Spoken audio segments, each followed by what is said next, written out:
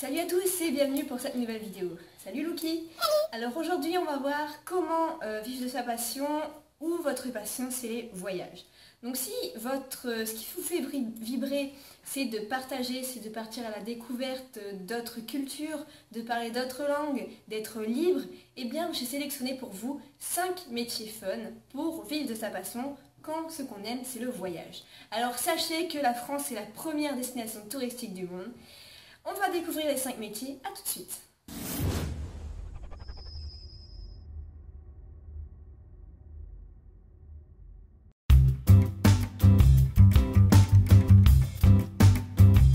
Alors Blogtrotter, c'est en fait tenir un site internet où vous allez partager vos expériences à travers le monde. Des petits conseils comme ça pour percer dans ce milieu, donc c'est les gens vont vous suivre. Si vous êtes donc régulier, si vous postez des vidéos et pas que des photos, si vous donnez des astuces en plus, c'est-à-dire que vous ne vous contentez pas de mettre seulement une photo, vous allez dire par exemple il y a eu telle histoire, il y a eu telle légende ici, il y a telles étoiles, on m'a raconté qu'il s'est passé telle chose, vous pouvez avoir tel magasin ici, il y a telle buvette avec telle spécialité ici, bref des petites choses, c'est ça en fait que les gens recherchent à travers vos publications. Et ils vont vous suivre aussi par rapport à votre personnalité.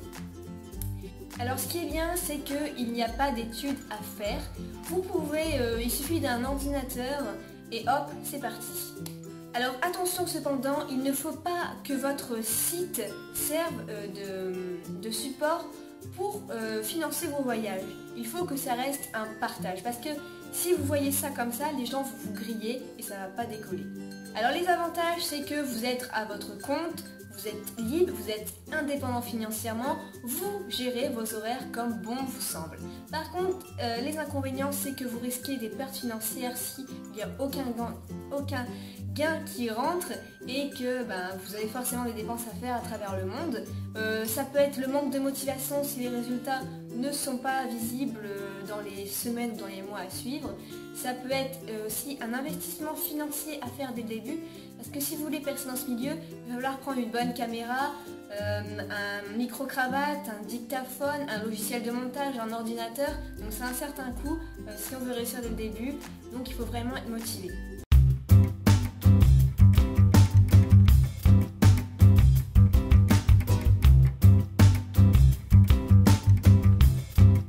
Alors j'ai une petite anecdote à ce propos. La première fois que je suis rentrée dans une agence de voyage, eh bien on nous a dit que en ce moment il était seul à gérer l'agence parce que tous ses collègues étaient partis tester un nouvel hôtel 5 étoiles en Turquie. Alors je me suis dit waouh mais c'est super, c'est le job le plus cool du monde de faire ça.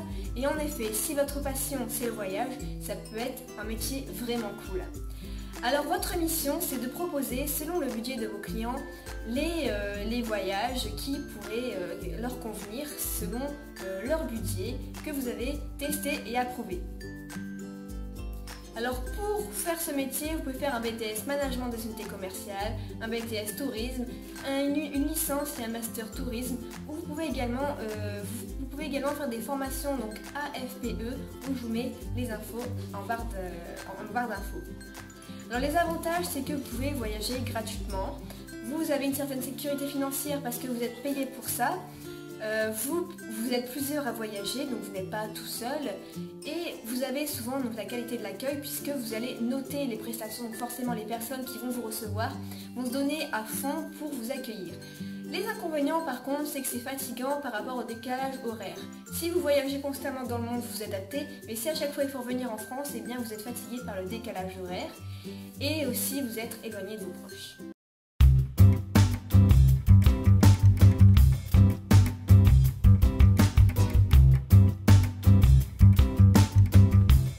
Alors par exemple, votre société vous demande de vendre un jus de fruits saveur Barbapapa en Australie. Votre mission, ça va être de trouver des clients, de leur vendre et pourquoi pas de leur apporter. Donc ici c'est super sympa quand on aime le voyage et le fait de vendre. Donc à condition de savoir parler plusieurs langues, de savoir vendre, d'avoir une certaine expérience et une formation par derrière.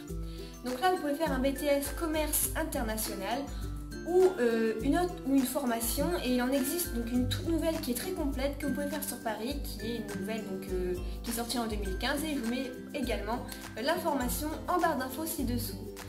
Alors ici, mon conseil, c'est de vous démarquer en apprenant des langues rares, comme le russe, le portugais ou le chinois, qui est de plus en plus présent sur le marché. Alors les avantages, c'est que vous avez un bon salaire, 2 500 € en moyenne. Il y a la qualité des échanges, il y a aussi l'indépendance qui est importante, vous gérez comme bon vous semble pour la plupart du temps, et vous avez la sécurité financière parce que vous êtes payé par votre boîte. Les inconvénients cependant, c'est qu'il peut y avoir des conflits avec votre hiérarchie ou avec les personnes à qui vous vendez. Il peut y avoir le problème de ne pas faire décoller les ventes et le fait d'être toujours quand même lié à la société.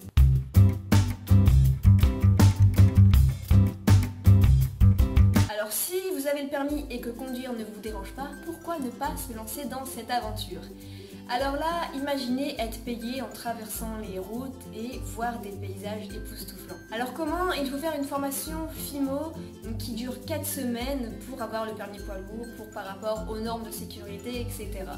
Alors l'avantage, c'est que c'est assez tranquille comme métier, ça demande peu d'efforts puisqu'il suffit juste de conduire. Vous faites des rencontres, vous avez le plaisir de rouler et vous êtes très autonome.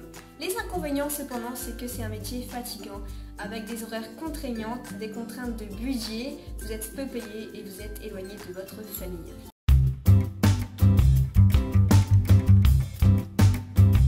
Alors imaginez vous lever à l'heure que vous souhaitez avec le sourire, regardez vos emails, avoir plein de messages de remerciements, faire votre sport, organiser votre journée comme vous voulez, aller sur le balcon, avoir vue sur la mer et franchement être heureux ou être heureuse. Donc ça c'est génial.